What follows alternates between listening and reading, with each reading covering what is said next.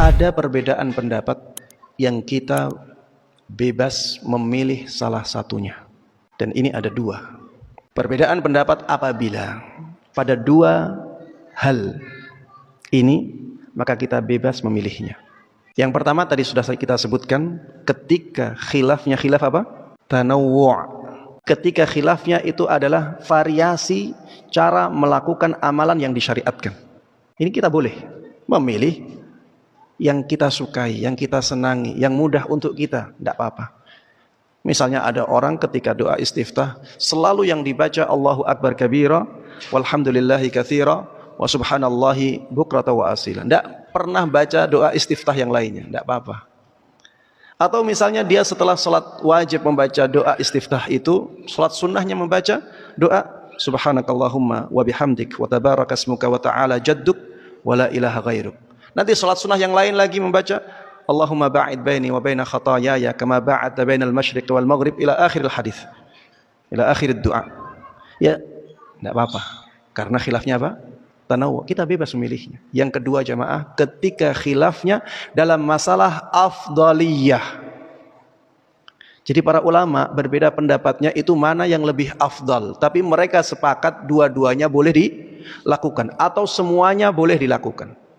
Boleh seseorang memilih yang tidak afdal. Memilih yang tidak afdal itu tidak dosa jemaah. Memilih yang tidak afdal itu tidak dosa. Contohnya apa Ustaz?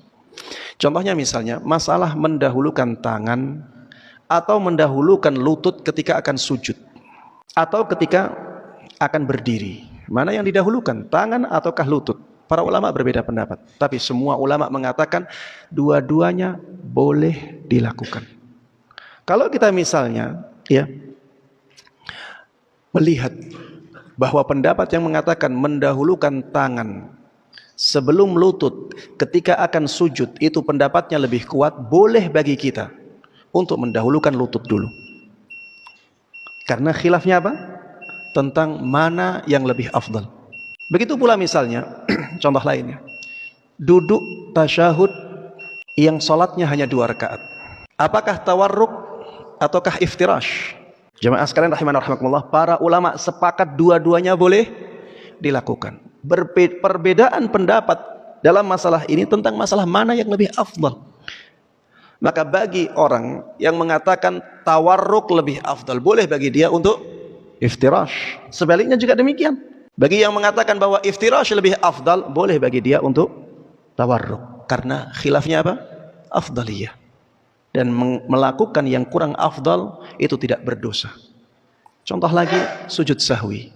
Sujud sahwi ada yang mengatakan semua sujud sahwi itu dilakukan sebelum salam. Sebagaimana pendapatnya Imam Syafi'i rahimahullahu ta'ala.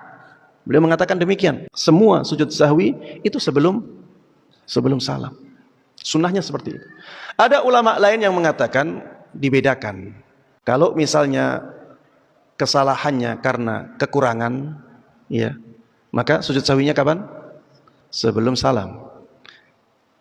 Kalau kesalahannya karena penambahan, sujud sahwinya kapan? Setelah salam.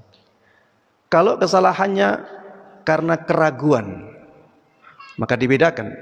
Keraguannya itu bisa dia lihat mana yang lebih kuat kemungkinannya, ataukah dia tidak bisa melihatnya. Kalau dia syak, tidak bisa menguatkan salah satu dari 2 kemungkinan karena ini, maka sujud sahwinya sebelum salam. Kalau dia bisa menguatkan salah satu dari 2 kemungkinan itu dan dia mengambil kemungkinan yang paling kuat, maka sujud sahwinya setelah salam.